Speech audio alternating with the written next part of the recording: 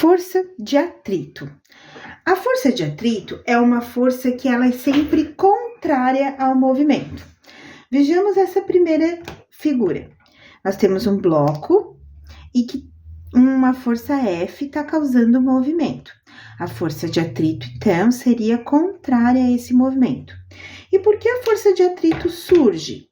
Porque existe irregularidades com a superfície, né? Vamos imaginar que eu consiga observar aqui a superfície que está apoiada esse bloco e eu conseguisse ampliar bem essa imagem.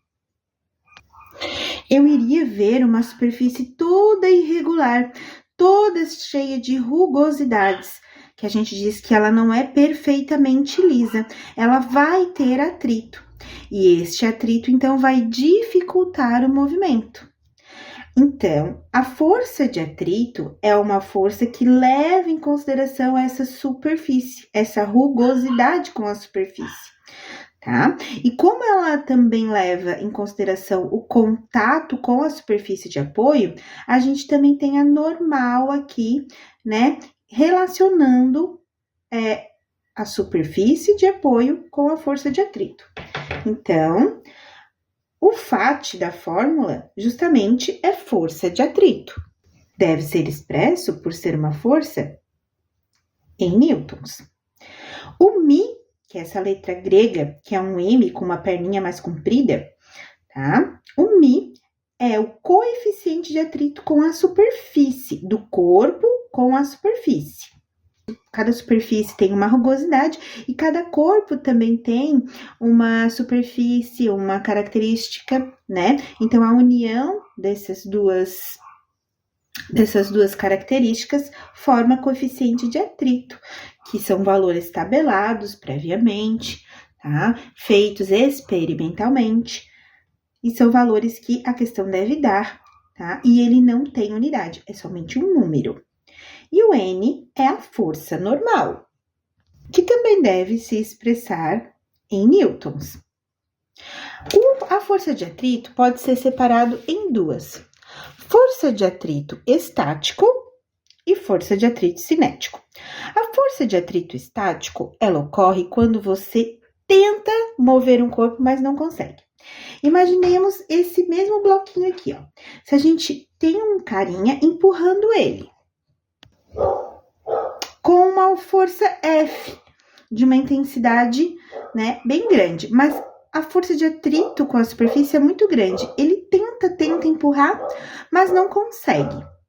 Então, não ocorre um deslizamento.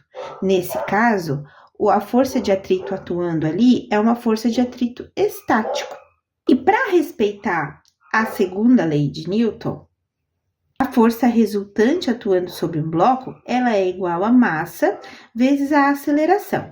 Porém, se eu não acelerei e ele permaneceu parado, a aceleração é zero. A força resultante atuando sobre ele é zero.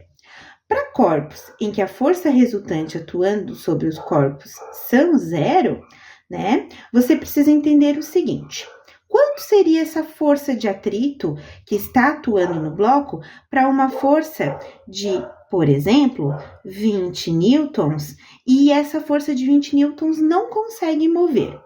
Neste caso, a força de atrito também precisa ser 20 newtons. Por quê? Para a resultante, entre elas, dá zero. A força de atrito é contrária a essa força que está tentando mover. É ela que está impedindo o movimento. Como são sentidos opostos, né? Para a resultante dá zero, uma é 20, a outra também precisa ser 20. Lembrando, né? A gente precisa ter a resultante de zero justamente porque ele não está conseguindo movimentar este bloco. Agora, se ele conseguir superar o atrito, ele vai entrar em deslizamento, entrar em movimento. Então, a gente vai ter um atrito que chamamos de atrito cinético. Tanto o atrito estático quanto o cinético podem ser calculados multiplicando o coeficiente de atrito estático pela normal ou o coeficiente de atrito cinético pela normal. A diferença é que valores de coeficiente estático são superiores a valores de coeficiente cinético.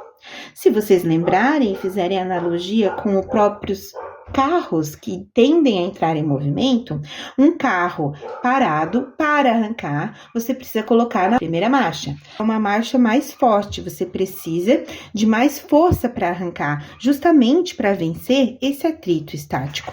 Agora, quando o carro já está em movimento, você pode colocar a marcha mais leve, segunda, terceira, quarta. Por quê? Para manter o carro em movimento, o atrito cinético para ser vencido é um pouco menor. A força de atrito cinético é menor. Então, você pode usar umas marchas que requerem menos energia do seu motor, por exemplo.